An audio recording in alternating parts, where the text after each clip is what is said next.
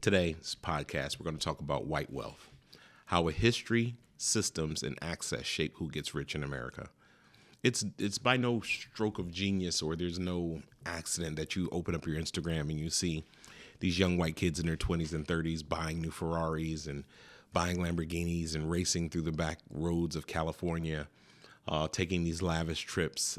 You see them on these yachts, and we see them in different areas of life, and we're like, wow, you're in your 20s, you're in your 30s. How does one get to that level of wealth so quickly? There's a creator that's on TikTok, and I can't think of the guy's name. If I think of his name, I'll include in the video. But there's several creators that you find where these white kids are walking up to other uber rich white people, and they're saying things like, wow, how much did it cost for you to get here? And then a white person will respond, well, it was, my jet was $50,000 to get here. The room is another $10,000, and I'm wearing an AP Rolex that's $140,000. And then he'll go in to say, well, what do you do for a living? And they'll say, I'm in the oil and gas industry. Or they'll say that my dad paid for this trip. They'll always allude to areas and industries that most minorities don't have access to unless you have some type of connection in order to get into. I've yet to run into one black person that's in the oil and gas industry. I have never run into a person of black skin who is in the oil and wealth industry. It's just not an area that we're allowed to have access to. It's one of these areas that started so early on that it allowed them to amass so much wealth. They'll have other jobs that are just inaccessible to minorities in this country. And I know what's going to pop up into your mind. I know what you're going to say is, well, we see a lot of other cultures come over here to America. We see a lot of other cultures come here, Indians and Hispanic people, and they come here and they amass wealth and they work hard and they get through the system. But you have to understand that the system targets black people specifically. This system specifically targets black people specifically, and we can see this from how we're treated through law enforcement, through redlining, and through these other areas in which we'll dissect as we move forward. Anytime you have a system that's targeting a specific group of people, I'll give you something, even another more simple example is if even you're applying for a home loan and your mortgage lender raises your interest rate up 2% or 3% without you knowing, telling you that they gave you the best deal possible, and you sign on the dotted line, that 2 or 3% over the cost of a $400,000, $500,000 house is a lot of money. That's a lot of money. That's a lot more debt you have to pay off. That's a lot more resources you have to cultivate in order to get out of that situation. It's those small things, and we'll hopefully have more ideas as we move forward. But this is what the purpose of it is. It's to enlighten people. It's not for you to get upset.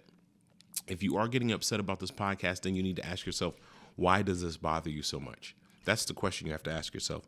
Why am I so bothered by this black man telling me about white wealth here in this white system? I want you to really dissect that and have that conversation with people that are close to you, people who are open-minded, who can help you see, kind of what's really going on here.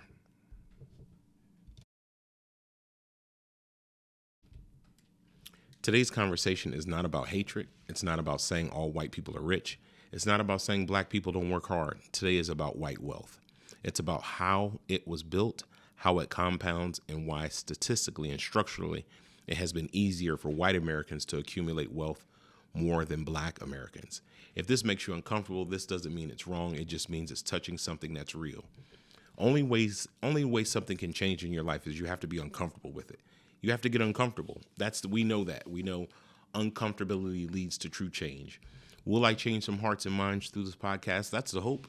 I hope it at least sparks a dialogue. Next time you see someone that you may know, if you have any black friends or you see minorities struggling in certain areas, I want this just to kind of resonate in your mind and in your spirit to get an understanding that, you know what? This system that we're living in is rigged, and it's rigged on numerous levels, but it's rigged ultimately for white people to maintain the most amount of wealth. It's not by accident that we have an Elon Musk. It's not by accident that we have a Jeff Bezos. And I hear stories online all the time where they're talking about Jeff Bezos. Well, he should be revered. He's such a great man. He started his company inside of his garage selling books, and look what hard work got him. But his white skin allowed him to knock on doors that black people would never have access to. That's what you have to remember. That's what you got to keep in mind, is that just from having white skin, you can be put in certain rooms. You can have access to certain people, and people often trust you a lot more easily than they would trust anyone else.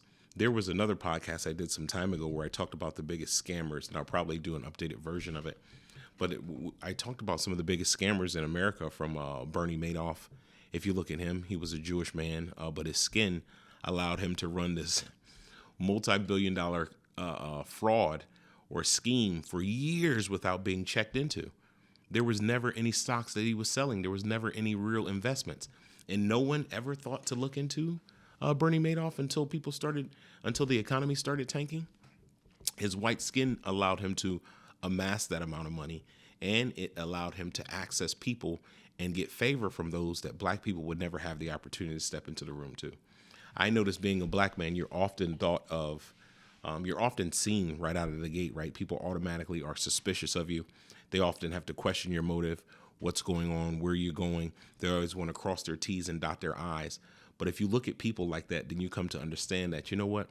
This guy was able to access all these billions of dollars, scam these people out of their life savings, and no one ever thought to check that this guy was not the real deal. If you ever get a chance, I want you guys to watch the movie The Wizard of Lies, with I believe Robert De Niro and Michelle Pfeiffer, and he's portraying Bernie Madoff. The Wizard of Lies was such a great movie, and it gave us insight into how this guy was able to actually operate in the white system, how it kept him protected, and how he was able to navigate it for so long without having any tangible assets or investments. That's what didn't make any sense, but he amassed a large amount of wealth: cars, homes in the Hampton, private flights, offices in Manhattan, and no one ever thought to look inside the books of what this guy was doing. People were just giving it a write-off, kind of, oh, he's very creative and he's very smart, so this is how he was able to amass this amount of wealth. But I don't want to belabor that point. That's just one example I can give of how the white system allows people to kind of navigate and move differently than it would a black man. Do you think in your heart of hearts that they would ever allow a black man to get to that level of wealth, first of all, to even get to that level of wealth, and then the SEC, the SEAC, the BDC, the QDC, with all these organizations in the stock area, stocks and bonds, do you think there wouldn't be an investigation by the FBI to see how this black guy was amassing this amount of wealth? This guy went 20 years without there being any serious investigation as to him and his investments, and with such high returns, never raised a red flag. His skin kept him protected. So again, if it makes you uncomfortable, that doesn't mean it's wrong. Let's talk about it. That's what we're going to do. So we're going to talk about wealth versus income. This is where we're going with this: wealth versus income. Before we go any further, we need to define something. Income is what you earn. Wealth is what you own. Keep that in mind when we're talking about this podcast here today. Income is what you earn. Wealth is what you own. Wealth includes property. How many people have property out there? How many people have property that was passed down from their great-grandparents? Great-grandma had a farm. Farm was gathered or acquired through slavery. Or you ever hear families say, we've had this family in the house for generations. What does that mean? When people say generations, go a little further, dig a little deeper. How many generations? Ask your parents how many generations. If they say 2-3 generations, do the math. See where that leads you to. Is this the 1950s, 1940s, 1920s, the early 1900s that you've had this property? And then I would encourage you to, if you have someone of a minority complexion, to ask them, did anybody in your family pass down any property to you? That's a question to ask them. You're not being nosy. I mean, you just want to know. And you would ask yourself, a person who's conscious of where we are in this world, you would say, well, I asked this person. They didn't have a house passed down to them. I asked this other black guy. He didn't have a house passed down to him. But my family had a house passed down to us. My mom had a house passed down to her. My dad had a house passed down to him.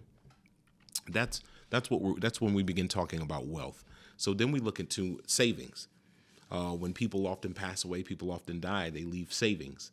Where does the money for the savings come from? Usually from property, some type of investments, inheritance, businesses, land, and access to capital. That's what wealth includes. You can make good money and still have no wealth. Let me be clear about that. Just because a black person is making $150,000, $200,000 a year, $300,000, $400,000, even $500,000, that does not mean that they are amassing wealth. Wealth is not included in that language. Here's the reality in America. The median white household has multiple times the wealth of the median black household. We know that. We know that because the communities we can ride in and that we can take a look at and we can see for ourselves that there's such a huge gap in terms of how people are living, the homes that they're living in. Right here in Connecticut, you can start driving down a Merritt Parkway and you'll begin seeing the houses get bigger as you approach Darien, Westport, Greenwich. Obviously, you start to see the houses becoming so big that it's almost like you couldn't even imagine someone actually living there. There are parts in Connecticut where you can be in Bridgeport and literally cross over into Fairfield, and you go literally from the hood in one block all the way up to multi-million-dollar mansions in the other block. And you'll notice a huge change in who owns those houses. You can see who owns the houses. You can see the type of cars that are in the parking lots. You can see people, the white women pushing the babies down the street, or even nannies. You may even see Hispanic people pushing children down the road, and you're thinking, wow, so this is a diverse community. Oftentimes when wealth reaches a certain level in this community, it's only white. There's no diversity in the ultra wealthy when you look at how it is shaped here in America. This gap is not explained by effort alone. Let me preference that, because I think a lot of people believe that if you work hard enough, you'll get further in life. I think people truly believe that. At least that's the story we've been told. But our kids, my generation, we're getting smarter now. And we understand that work alone is not good enough to gain or amass a large amount of wealth. It's all about who you know. That's really what wealth has always been about. Yes, there are some super successful black people. I know that's what some people are going to say on here. You may even go look it up and you may actually begin researching it. Yes, absolutely.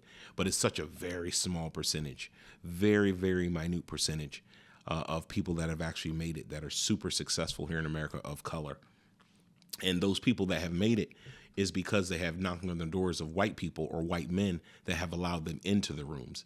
These black men didn't build these rooms on their own. These rooms were already existing, and they allowed the black man to step through the door to access this level of wealth because, one, he provided something for them that allowed them to amass more wealth. Two, they felt safe with him. Three, he might have been a friend of theirs. But it's a very small minority of people of color that are able to access these rooms where the ultra rich and the ultra wealthy are existing. It's explained by history, compounding advantage. Right? Compounding, we know, is basically stacking your bread, right? Multiplying and continually stacking investments, savings, land. Some of the richest people in this world, in the United States, it's just crazy the amount of land that they own. Some of the largest landowners own almost small cities of land, 200, 300, 500 acres. How does one person own 500 acres of property in America? If that's not white wealth, I don't know what it is. It's disturbing that someone could even own that much. And that's probably on a small scale. Wealth is not built in one lifetime. It's built over generations. And I want you to understand it's built over generation. Great grandpa, me, ma, he, haw, all these people have actually begun building the wealth way before these other ultra wealthy white men came about or even came into this existence. The process of building wealth began even before slavery. We often attribute it to slavery, which we know was a huge commodity. Imagine being able to gain this unlimited amount of money and resources and not have to pay your staff. If you're a business owner out there, and imagine you not having to pay your staff for the work that they're doing, if you own a McDonald's or a Burger King, or maybe you own a bank, or maybe you own a landscaping company. And imagine you not having to pay your employees and you're not paying taxes on the money.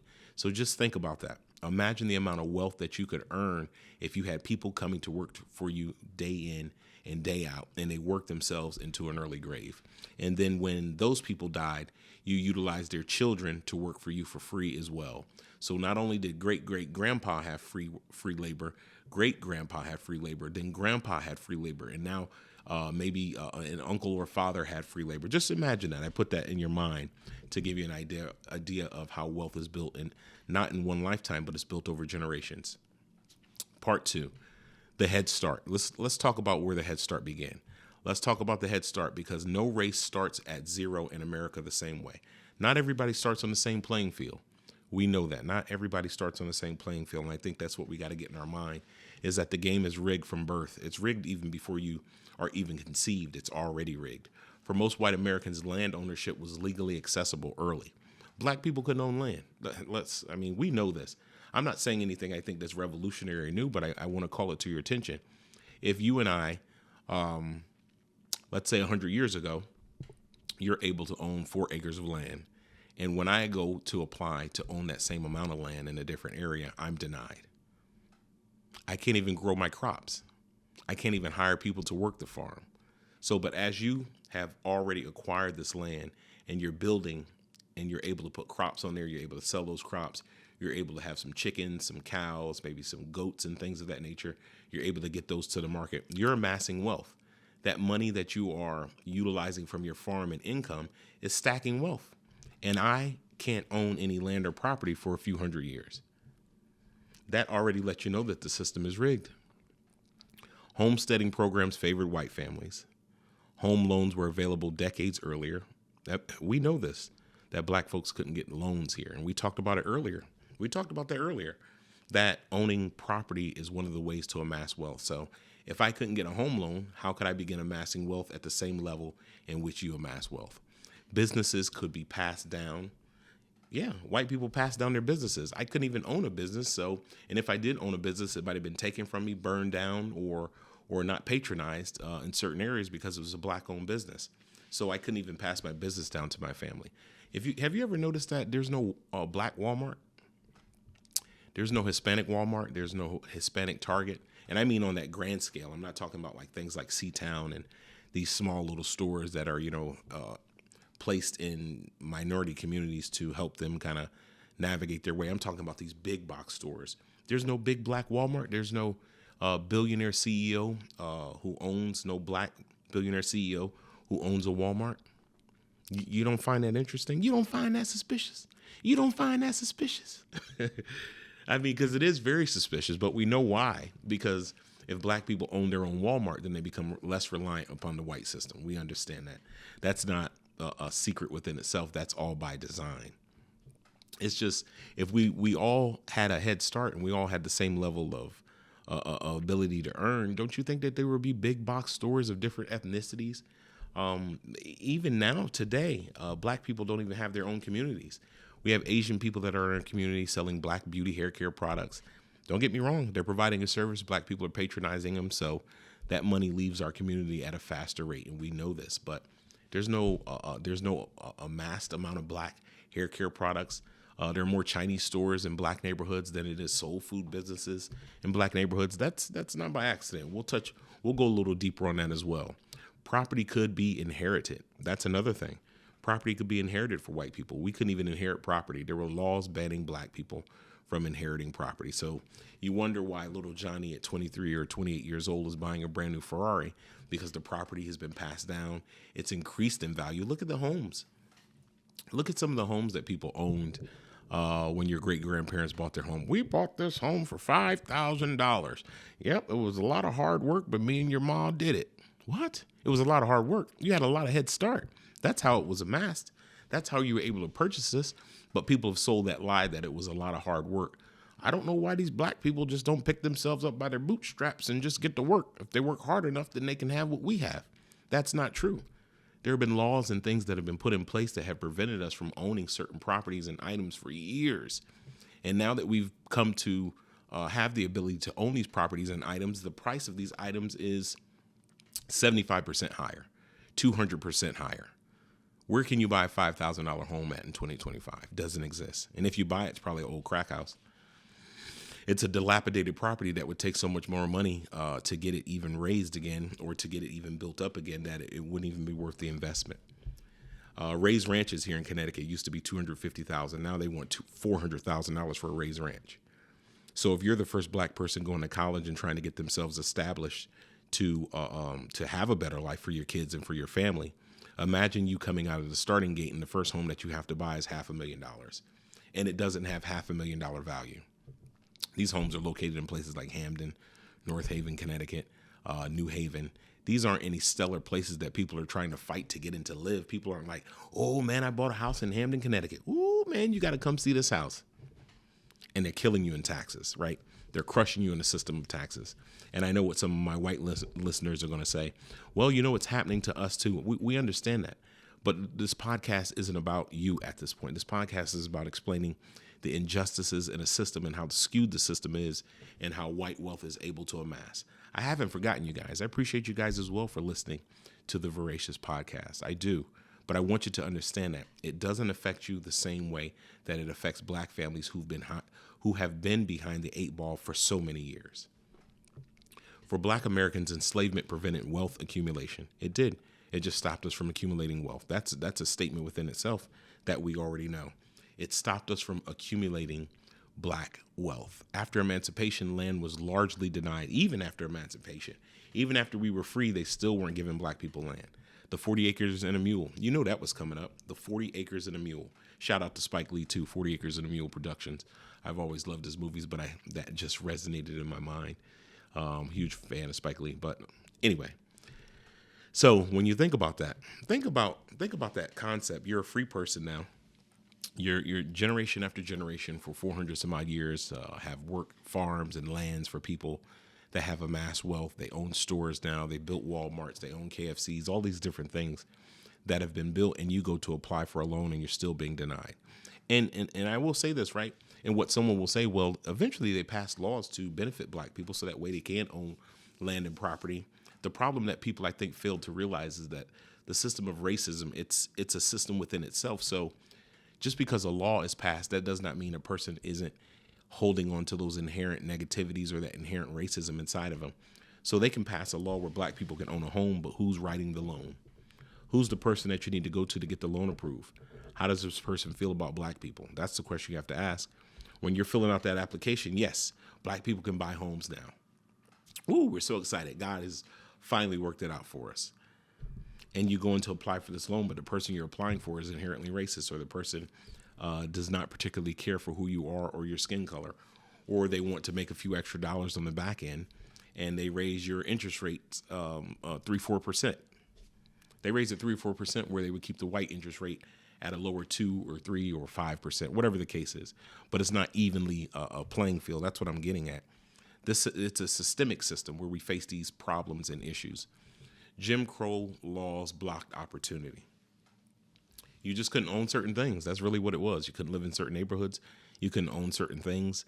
I remember growing up as a young man in Connecticut, and you would find most of the white families lived in West Haven. Remember that? For people who grew up here, white Italian families lived in West Haven. It was beautiful, right? And a nice area. I remember it just vaguely because I was so young. But they lived in such a nice area, right? And West Haven, for those who know here in Connecticut, is by the water. So you had beautiful homes that are by the water. Things were affordable. As the times begin shifting and changing, black people began working and earning a little bit more. They began moving into these communities, and the white Italian families moved out of these communities, hence dropping the property value. How does property value drop based on the demographic of people moving in? And West Haven isn't a bad place. I'm not saying it is. It's not a downtrodden place. It's not some place that you have to be worried about getting robbed or going to. What I'm saying is that because an ethnicity moved out of the area, then a new ethnicity moves in. Even the value is being determined by who lives in that particular area, because the people who are earning don't have the wealth or the ability or the finances that the previous ethnicity had in that community. I get that part too. Federal housing programs excluded black families. That's where I think projects got started, because they had no place to put us. So they developed this idea of projects. Putting black people in a project allowed us to be kind of categorized or put into a particular position of poverty. Projects even exist to this day. They've tried to tear them down in certain areas.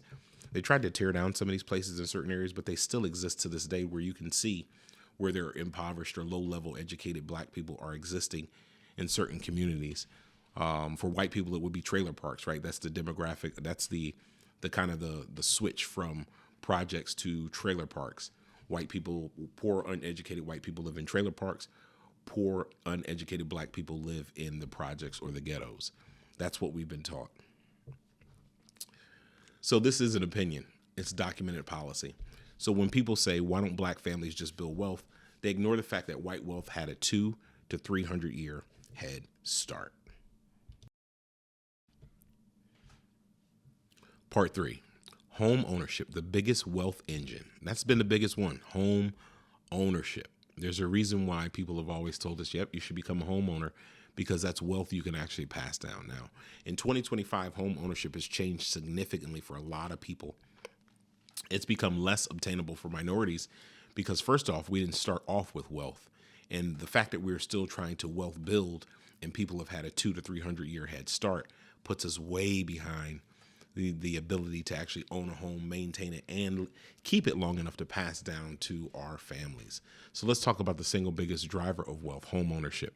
For decades, white families could buy homes in appreciating neighborhoods. Black families were steered away or outright denied. Imagine trying to, imagine this, you've actually amassed enough money from the 1960s, 1970s to actually buy a home in a good community. You want to buy it in a home. You want to buy it in a community that actually has a value, right? If you had an opportunity to buy a home, you want to buy it in an impoverished neighborhood, or you want to buy it in a community that has value. What communities here in America have the value? White communities. It's not that white people are code switching or want to move into these particular areas just because it's cool. They know the issues that they're going to have to deal with. They know that there's going to be neighbors that don't want them there, but those are the areas and homes that are going to maintain the most value. So when black people finally amassed a little bit of money, they would take that money and they would try and move into a better community.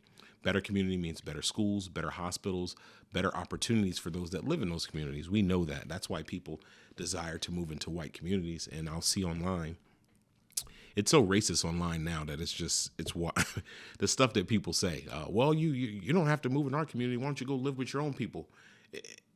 That's almost like I've worked so hard and I want the best for myself. And the only way to get to the best is I have to knock on the white door in order to get into it, or I need to live into a white community so my kids can have an opportunity to go to a white school.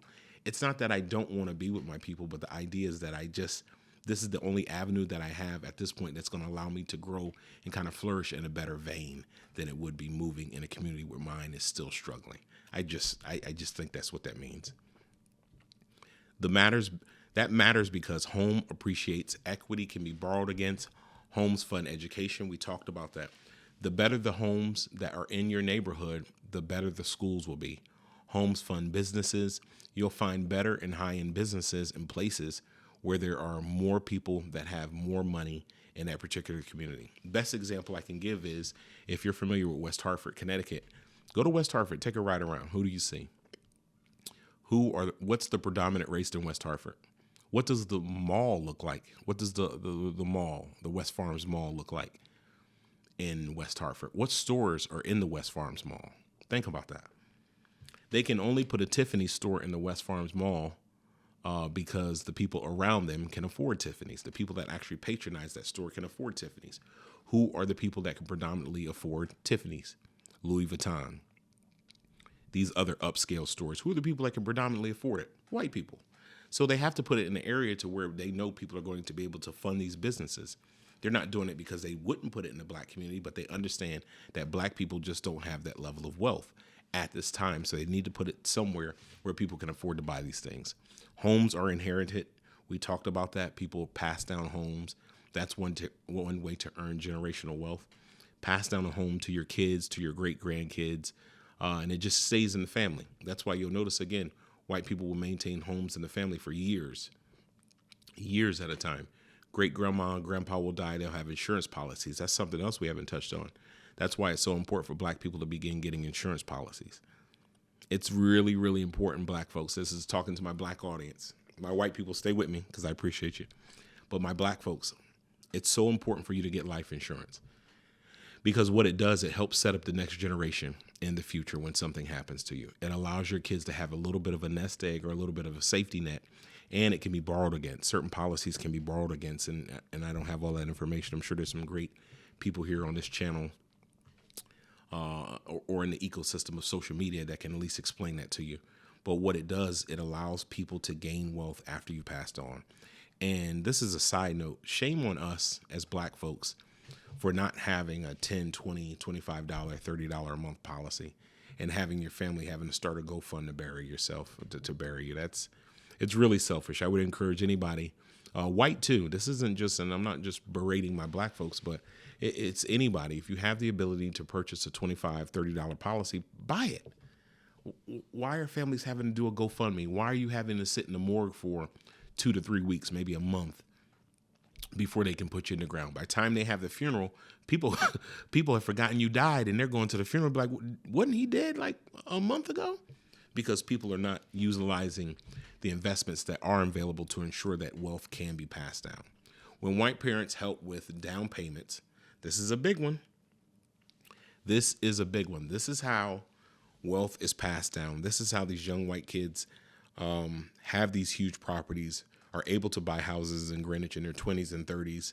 Even though, despite they may have a good job, most of the houses in Greenwich and Darien, those houses are well over $500,000, upwards of $2-3 million, even more than that.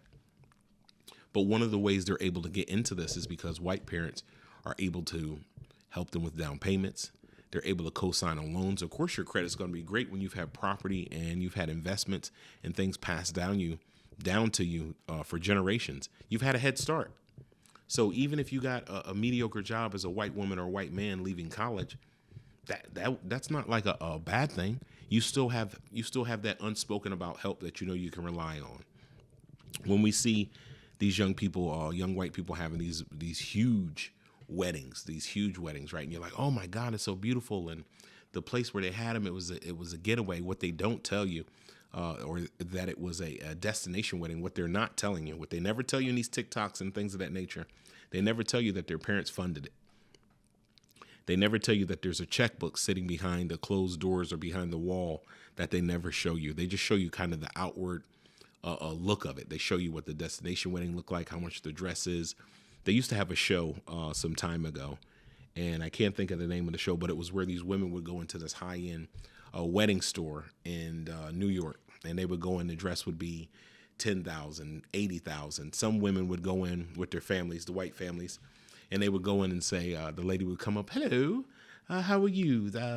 Who's getting married? And they would say, yes, it's Sarah. Sarah's getting married. She's going to be so beautiful. So we're here for a wedding dress, and we just want to try on some things. Okay, is there a budget that you would have?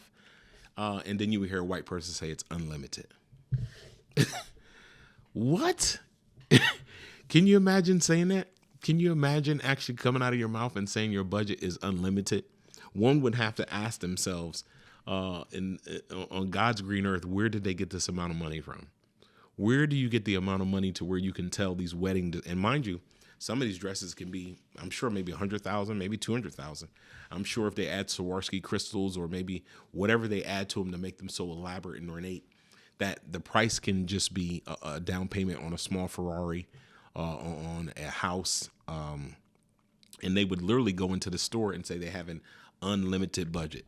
Or I think it was called Yes to the Dress. Say yes to the dress. That's the name of the show. Yes to the dress. I'm saying yes to the dress because the dress is a yes for me. So most black families weren't even featured on that show. They weren't even featured. And I want to tell you too that it's not laziness. That's generational leverage. That's what that's about, folks. It's generational leverage being used. Most black families were never allowed to build that leverage. Part 4, access to capital. This is a big one. This is where we talked about the loans. Wealth grows where capital flows. White Americans are statistically more likely to receive family financial help.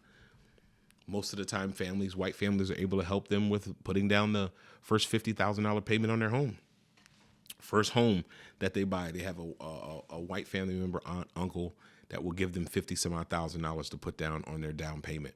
So all the money that the young people have stacked, the husband and wife couple, that they have stacked, stays in their kitty, stays in their savings, while uncle, aunt, mom have gave them $50,000. You don't think that's a head start? But you'll just see them living in these communities, and it'll play on your ego, and you'll start to think like, man, how did they get this house at such a young age? Somebody helped them. That's not available for black families. They inherit assets. They get approved for loans, access investor networks. Black Americans are more likely to self-fund, which is crazy. Because if you have to self-fund and you're the first generation that's going to college, you're the first person in your family that's seen as successful, and you're self-funding, you do not have the ability to wealth build. If you have to spend $50,000 on your home, if you have to drop $50,000 on your home, there's no way that you can wealth build. It's impossible. You need some type of extra assistance. You need the system to be rigged for you. Can you? And then a lot of times what's happening now for a lot of black people, and some of them may not even want it. It may be a good thing, maybe a bad thing, but they're being forced to become entrepreneurs. They have no other avenue besides pursuing their own way in order to amass a large amount of wealth. Because if you're working a 9-to-5 job, the job is never going to pay you what you want. But even if you are working that 9-to-5 job, you'll see your white coworkers excel at a lot higher and a lot faster rate then you will, because the system is kind of pushing them through. It's not by accident that you see a lot of white people in high managerial positions, high paying positions, because those jobs are being kept in kind of Monday morning quarterback for just their specific group or race of people. And then black people are having to go through hell in order to get even the least amount of promotion at these jobs. So when we think about black Americans, right, we know they self-fund, we know they pay higher interest rates, be denied loans with the same qualifications, they lack safety nets if they fail. A lot of times we'll see a lot of white promoters or creators on social media, and they'll tell you this thing is, don't give up, right? Don't give up. Your breakthrough is right around the corner. I've tried 49 businesses, and they've all failed. There's a guy online that I follow, Howie P, on social media. He's on Instagram. I believe the name is Howard P or something like that. And he has like, his lifestyle looks like something in a dream. He's walking around with ultra white teeth. He's jogging past Ferraris and Bugattis. His home looks like it was made from angels out of heaven. And he talks about, I think, having something like 69 failed businesses or 40 failed businesses, something. It's a super high number. And every time I watch his videos, I'm inspired, but I also want to know, I would love to talk to him one day and figure out, how in the hell did you fail that many times in life and you were just able to keep pushing through? Like, what kept supporting you through the process of that many failed businesses? I know some black people who have started restaurants and things of that nature. And if they fail or that restaurant goes underwater, they may not be able to restart for another 5 to 10 years. They may never restart because they're paying back those loans in order to try and become successful. Black people, that's what I'm talking about. We lack a safety net. In order for this guy, Howie P, to have this many failed businesses and still be this successful, there has to be the white system that's either saving him or helping him promote or move beyond what we naturally would see for other black people. And I'm not blaming him. It's not his fault, right? I too, if I was white, I would utilize the system too. I always say people aren't often utilizing that white superpower. If you're white and you're poor or white and average, you got to start tapping into that superpower, because the system will support you to help you get there a lot quicker than it would for any minority. So it's one of these things. There's another guy that I saw online. I can't think of his name. He's a famous white guy, and he's always talking about, but he actually talked about that. If I can figure out who he is, I'll put him up here on the screen. That he talked about that as well, that if you're white in America and you're not super rich or successful, he's like, then you're not doing something right. Those are words out of his mouth. That's not my own theory. And you guys know that too, because if you look at who owns everything, you look at the spaces in which we operate, it's kind of hard not to be successful if you're white here in America. So this changes risk tolerance when you have a safety net, right? You can take you can take more risk when you have a safety net to fall back on. If your parents own property, failure is survivable. You can make it through. I've never even watched any black movies, and I watch a lot of movies, but I can't remember a time when I watched a black movie where a black child was arrested and went to prison, and the mom or dad showed up to the prison to get them out and said, hey, we put a second mortgage on the home. If you're black and you go to prison, your parents ain't putting a second mortgage on the home. They're still trying to pay off the first mortgage on the home. I highly doubt they're going to mortgage their homes, but we always see that in the movies. Oh yeah, me and your father put the house up. We have a second mortgage on the home, but we just had to get you out. We were so worried. That just shows you right there the ability to leverage your home and property when you own it outright. So if your parents don't, failure is catastrophic. I wasn't blessed enough. I love my parents, but I wasn't blessed enough to have that safety net. What you see here in front of you here at the Voracious Podcast, this is me building it one brick at a time. This is the only way it seems that it can happen for us. Now, do things happen faster for some black people than it does others? Do some black people make the right connections and move through certain rooms and areas a lot quicker than others? Sure. But this is one of the ways that I think not only benefits you, but benefits myself, and also allows me to benefit and build something for the future to help my family grow and move in that right direction. Part 5, networks, not just money. That's what I want to impress upon you. Wealth isn't just money, it's access. That's what people fail to realize. The best definition I can give for money, this has always been my definition for money, is freedom. That's my definition for it. If you have money, you have freedom. If you do not have money, you are a modern day slave. Access to mentors, investors, job referrals, insider knowledge, legal guidance, White wealth often comes with social networks, professional familiarity, cultural comfort, and elite spaces.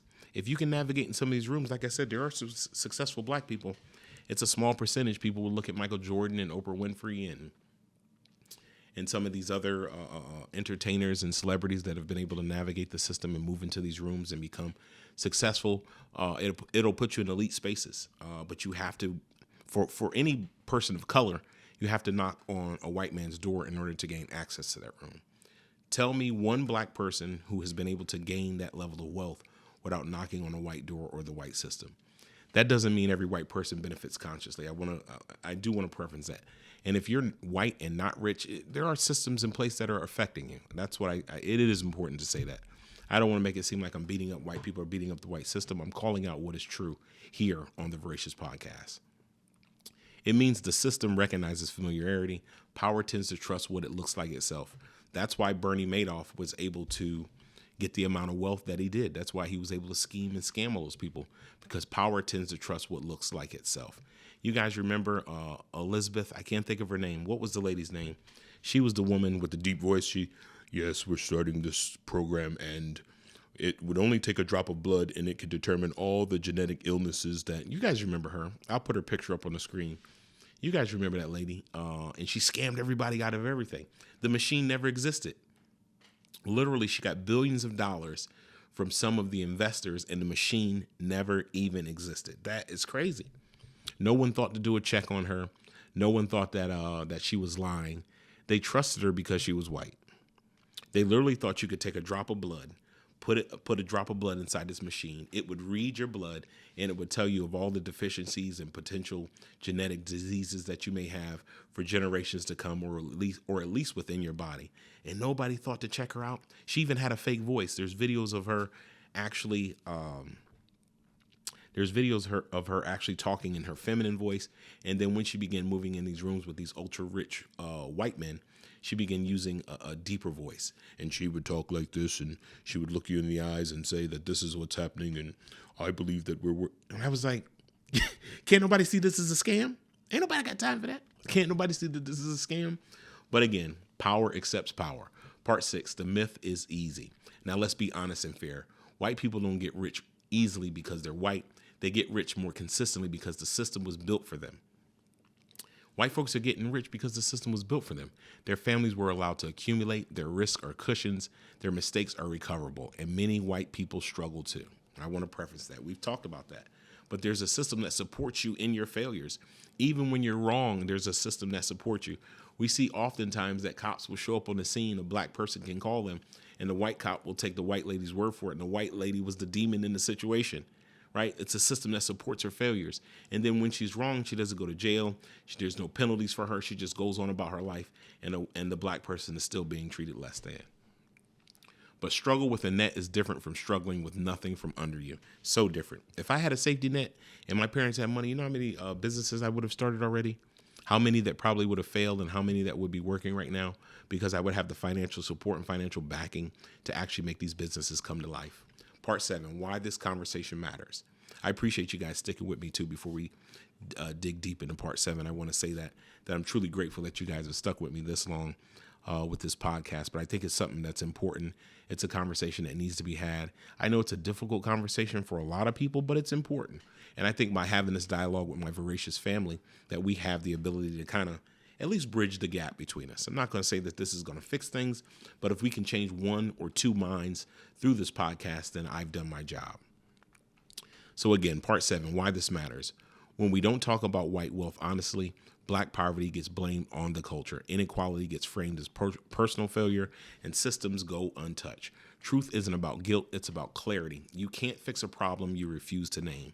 We can't even dig into the brass tacks of the situation of why there's such a wealth disparity if we're not really willing to have the conversations about why there is such a wealth gap here in America. And most people know it, but I think it's an important conversation to have, and we can continue to have this dialogue over a period of time if that's what people choose to do here on the Voracious Podcast.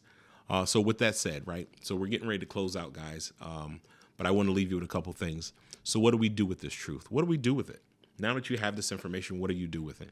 What it does is really, this podcast is really designed just to shape your mind. It's designed to get you thinking. I started this podcast with the idea that it would be about conscious thinkers, people thinking consciously about the change that they wanted to see within themselves and around the world. So what do you do with that truth? Share your new consciousness. Share your new consciousness with your kids. So that way, if you do have white wealth and you are able to give your kids $50,000 for their wedding, have that conversation with them about where it came from. That when you do that social media TikTok, say my parents paid for this. Don't try to put that all on yourself.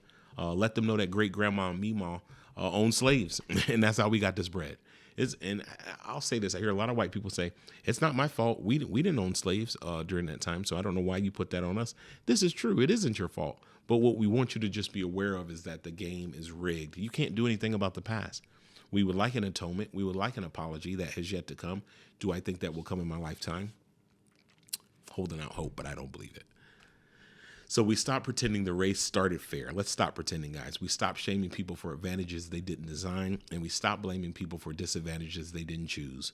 Today we talked about policy, access, repair, investment, ownership, education, and capital flow. This is the Voracious Podcast, and the voracious means telling the truth, even when it's uncomfortable. If this episode made you think, share it. Please share it. If this episode made you angry, sit with it and ask yourself why. Share it with your wife, spouse, family, or friends and say, why am I so pissed off about what this black guy is saying? I like some of his other podcasts, but here he goes attacking white people and we've done nothing to him. Sit with it or have a dialogue. Please drop the comments down below. If it made you defensive, ask why. If you got defensive over this podcast, please ask yourself why. Because truth isn't divisive. Avoiding it is. And again, thank you guys so much for all your support. Thank you for staying with the Voracious Podcast. I'm truly grateful you guys sat with me on this beautiful day, giving me an opportunity to have a real deep conversation or deep dive into the wealth disparities here in these United States. What the goal is, let's all come together at some point. Let's all love each other.